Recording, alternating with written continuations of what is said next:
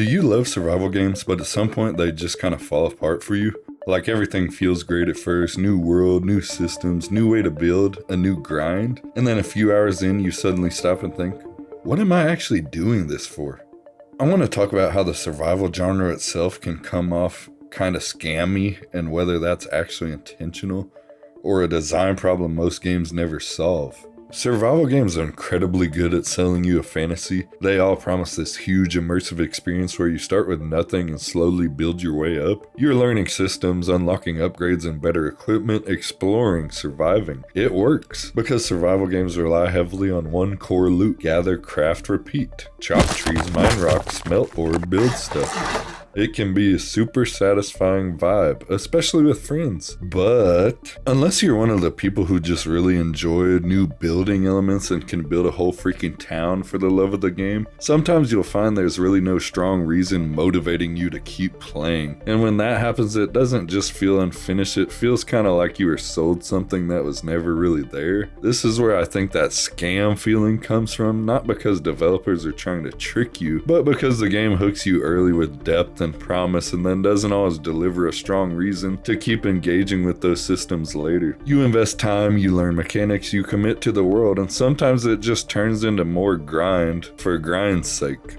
But not all survival games fail at this. The ones that succeed solve a specific problem. They give the grind weight and they make your actions matter. Take Rust, for example. The grind is pressure itself. If you're not making a play, someone else is. If you're not building, you're becoming vulnerable. The systems matter because other players exist inside them, actively competing with you. That tension justifies everything you do. Ark Survival is the best example of this, at least in my experience.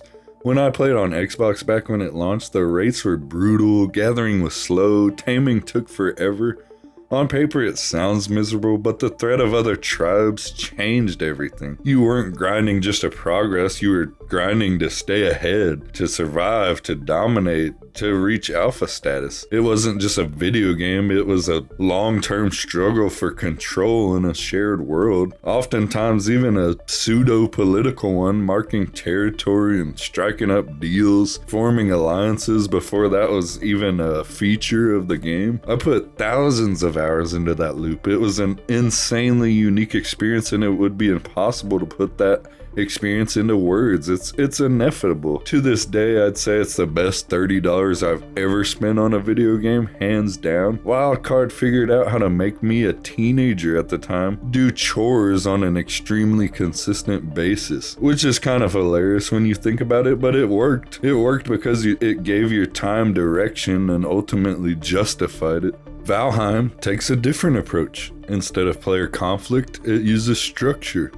Bosses. The entire game is built around a clear progression path. Explore, gather, prepare, defeat the next boss, unlock new gear, and move forward. It can be slow, sometimes frustrating. Sailing for long stretches, searching massive maps, resource restrictions that slow everything down, but it never loses direction because every action is feeding into the next goal. The grind has a clear and concise motivation. Even the Forest and Sons of the Forest understand this at a different level. They use narrative mystery. You're not just doing the old survival craft. You're trying to understand what's happening. That alone gives the systems a purpose. So here's the reality. Survival games aren't scams, but they do have a design trap. There's a constant balancing act between freedom, progression, purpose. And if a game leans too heavily into freedom without anchoring it to meaning, it collapses. Not because the game is poorly designed or flat out boring, but it's because nothing is pushing them forward. At the end of the day, every game is just entertainment. There's no real point